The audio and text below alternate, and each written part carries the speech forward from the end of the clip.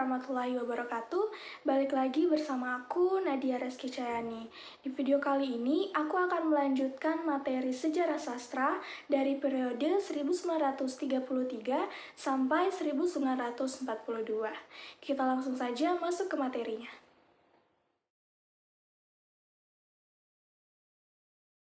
Asal mula Pujangga Baru sebagai satu fenomena kebudayaan dapat ditelusuri ke belakang pada organisasi-organisasi kebudayaan kaum muda nasionalis daerah pada awal abad ke-20 di Indonesia.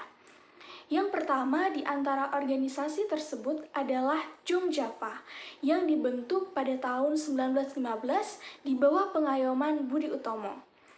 Bertujuan untuk menyelenggarakan dan mengembangkan kesadaran kaum muda terpelajar Jawa akan warisan kebudayaan Jawa. Pada tahun 1917, gerakan ini diikuti juga oleh Jong Sumatra Menbon dengan tujuan yang sama, tapi juga menyadari adanya perbedaan etnis kedaerahannya.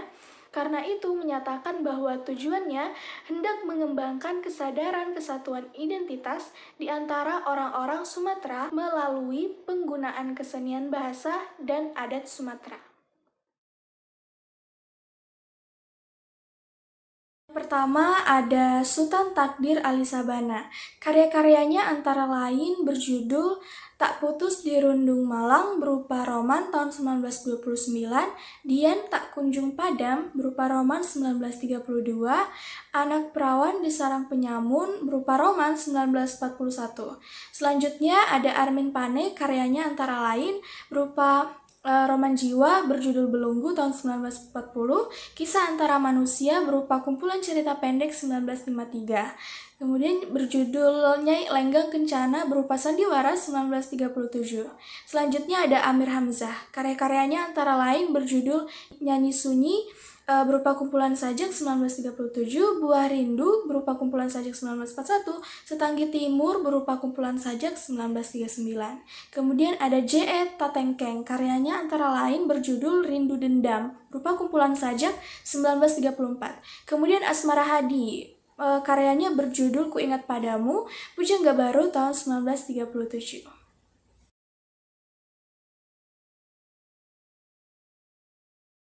Angkatan Balai Pustaka adalah nama yang diberikan kepada pengarang yang dianggap sangat produktif menerbitkan karyanya oleh penerbit Balai Pustaka pada tahun 1920-an.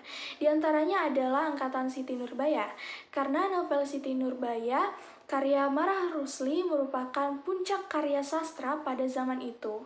Novel Siti Nurbaya menampilkan kritik tajam terhadap adat istiadat dan tradisi yang kaku. Kebanyakan penulis pada zaman itu berasal dari Minangkabau, sehingga persoalan yang dikemukakan sangat kental dengan budaya lokal Minangkabau. Balai Pustaka lahir sebagai reaksi dari keresahan pemerintah Hindia Belanda pada zaman itu.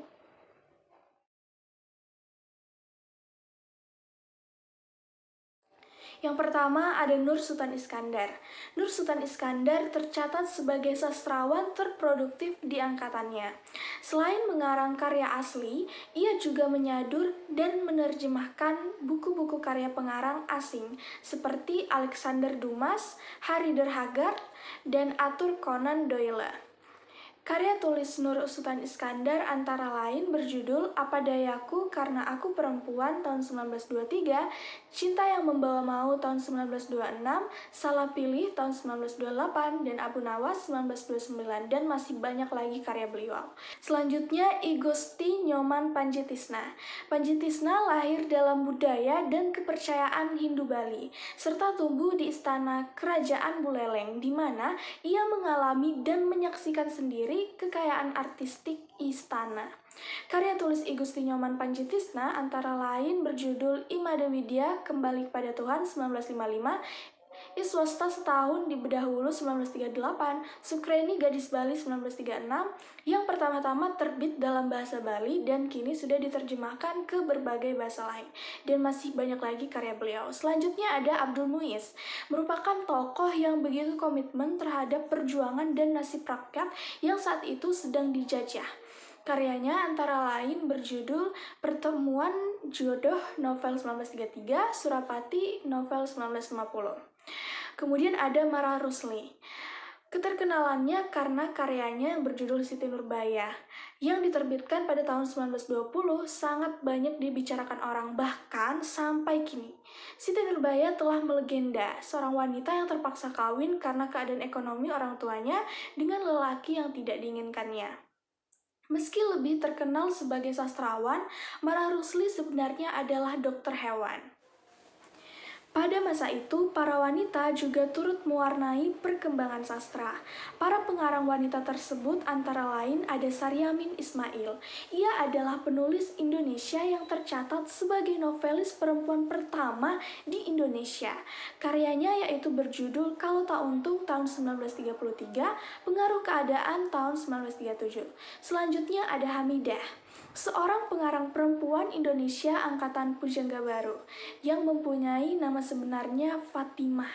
Karyanya yaitu berjudul Pujangga Baru, Prosa dan Puisi H.B. Jasin tahun 1963, Seserpi Pinang Sepucuk Sirih, Tuti Herati 1979. Selanjutnya ada Saada Alim. Beliau adalah pengarang dari kelompok Balai Pustaka yang karyanya berupa cerpen dan terjemahan karya asing.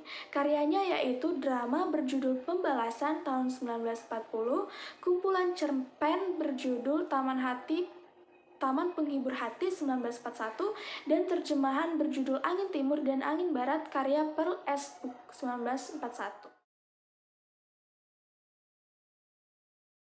Dalam majalah Panji Pustaka dan lain-lain, tahun ke-20-an sudah mulai dimuat kisah-kisah yang sifatnya lelucon hiburan seperti Si Kabayan, Si Lebay Malang, Jaka Dolok, dan lain-lain. Pada tahun 1936, atas usaha Balai Pustaka, cerita-cerita lucu yang ditulis oleh M. Kasim yang sebelumnya bertebaran dalam Panji Pustaka kemudian dibukukan dengan judul Teman Duduk. M. Kasim ialah seorang guru yang telah menulis sejak tahun 1922, yaitu dengan romannya yang pertama berjudul Muda Taruna.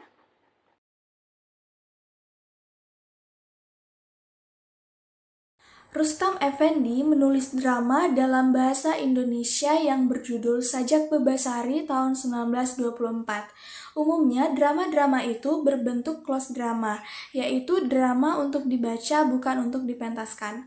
Armit Pane juga banyak menulis drama pada masa sebelum perang. Drama-dramanya banyak mengambil latar belakang kenyataan hidup pada zamannya.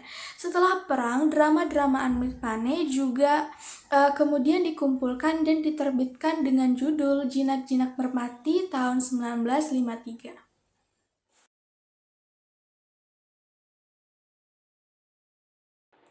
Hamkah ialah putra Haji Abdul Karim Amrullah, seorang ulama pembaru Islam yang terkemuka di Sumatera Barat yang pernah mendapat gelar kehormatan dari Universitas Al-Azhar di Kairo, Mesir. Roman Hamkah yang pertama berjudul Di Bawah Lindungan Ka'bah 1938. Juga romannya yang kedua, Tenggelamnya Kapal Van der Wijk tahun 1939. Pengarang lain dari Medan antara lain Matumona, nama samaran Hasbullah Parinduri, dengan roman yang berjudul Zamnan Gemilang tahun 1939. Roman dari Surabaya yaitu karangan Iman Supardi berjudul Kim Tamani 1932. Beliau seorang wartawan yang aktif di Surabaya.